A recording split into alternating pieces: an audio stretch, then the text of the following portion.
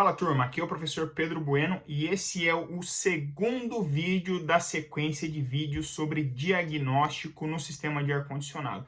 Então, se você ainda não assistiu o primeiro, corre lá na playlist e assista o primeiro vídeo para ter uma continuidade de informação. Bom, nesse segundo vídeo eu vou falar um pouquinho sobre verificações prévias e também situações que podem acontecer. Então tem muita informaçãozinha que vai ajudar a entender possíveis problemas que possam estar acontecendo aí. Mas antes, já deixa o like aqui embaixo e se inscreve no canal.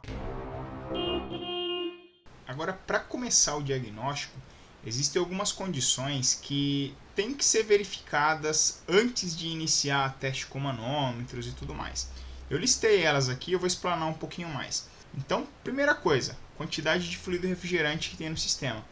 Quantidade excessiva de fluido gera aumento de pressão, isso não é interessante. E também quantidade baixa de fluido gera pouca elevação de pressão, o que também causa baixa eficiência do sistema. Dependendo da quantidade de fluido que tem dentro do sistema, por exemplo, muito fluido, até mesmo a temperatura externa ao sistema pode causar elevação da pressão por calor. A pressão sobe de maneira diretamente proporcional em função da temperatura externa.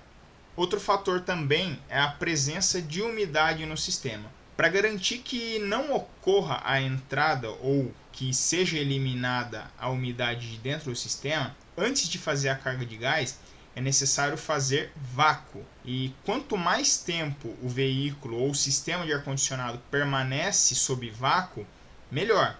Então, dependendo da situação, por exemplo, você precisou fazer a desmontagem do sistema para desmontagem de componentes, tirar um compressor, tirar uma caixa evaporadora ou algo do tipo, em que o sistema ficou um tempo longo aberto, procurem fechar as conexões, usem algum tipo de vedação, aqueles plásticos filme de PVC, alguma coisa que vede bem, ou se tiver as tampinhas também apropriadas para as tubulações, melhor ainda.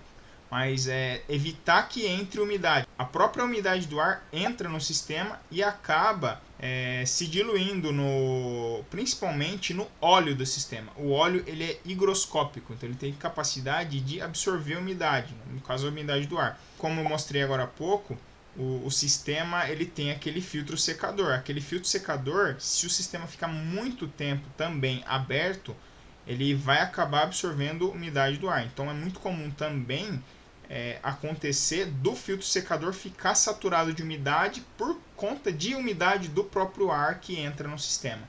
Um caso muito comum, por exemplo, veículos que sofrem colisão e precisam ir para uma funilaria.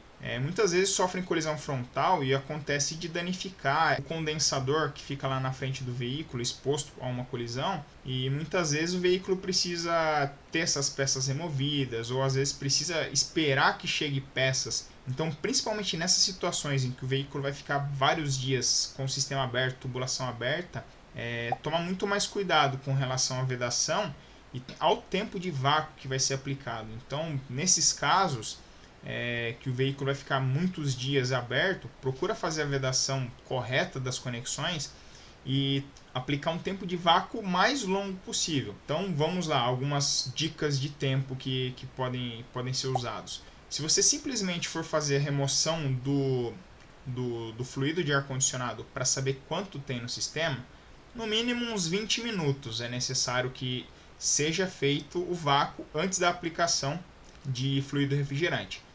Outra situação, se você for desmontar algum componente, por exemplo, fazer uma substituição de compressor que você precise desconectar tubulações ou alguma troca de componentes, que seja uma simples desconexão e conexão rápida, pelo menos 1 hora de vácuo, porque vai haver uma entrada significativa de ar dentro do sistema, que contém umidade, principalmente se for um dia que a umidade relativa do ar estiver elevada, a situação acaba se agravando ainda mais.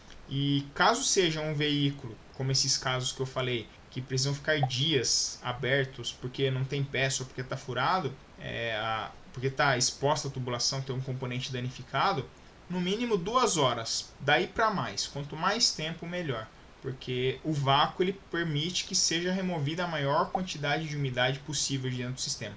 Dependendo da situação, às vezes é até necessário fazer a substituição da garrafa desidratante e do filtro secador. Em alguns carros é até um pouco caro essa manutenção, porque esses filtros eles vêm embutidos no próprio condensador. E às vezes tem que acabar trocando o componente inteiro, o condensador, porque ele não tem um refil nele. Então essa é a maneira de garantir que não exista umidade no sistema. E a presença de umidade no sistema ela é prejudicial no ponto que essa umidade ela se congela dentro das tubulações da parte de baixa pressão, principalmente na saída da válvula de expansão. Então, quanto menos umidade tiver, ou o ideal seria que não houvesse umidade alguma, para que não ocorra esses problemas de entupimento da válvula de expansão ou bloqueio dela devido ao congelamento da umidade na saída dela. Outro fator é a temperatura externa. Vamos supor uma situação em que esteja muito calor, temperaturas 40 graus, 45 graus, tem algumas regiões que atingem essa temperatura facilmente. Então, temperatura externa influencia também diretamente no rendimento do sistema, principalmente com relação à dilatação do fluido que está dentro da tubulação. Isso faz elevar a pressão dentro do sistema, o que causa constantes desligamentos do compressor devido à subida de pressão. E também o baixo rendimento lá no evaporador, por conta de temperatura elevada. Ele não dá conta de refrigerar um ar com uma temperatura tão elevada. E outro fator também, que é externo, a taxa de umidade relativa do ar. Quanto mais úmido está o ar, quanto maior está a taxa de umidade relativa do ar, isso causa queda de eficiência, porque a umidade do ar ela acaba atrapalhando um pouco a troca térmica no evaporador. Então, em dias que a taxa de umidade do ar está mais baixa, é normal o ar-condicionado ter um rendimento melhor, porque tem menos umidade no ar, consequentemente, tem menos umidade para atrapalhar a troca térmica nas aletas do evaporador. Se você é novo por aqui, já se inscreve no canal para não perder nada quando eu postar informação nova, tá? Ativa o sininho aí também. Tchau!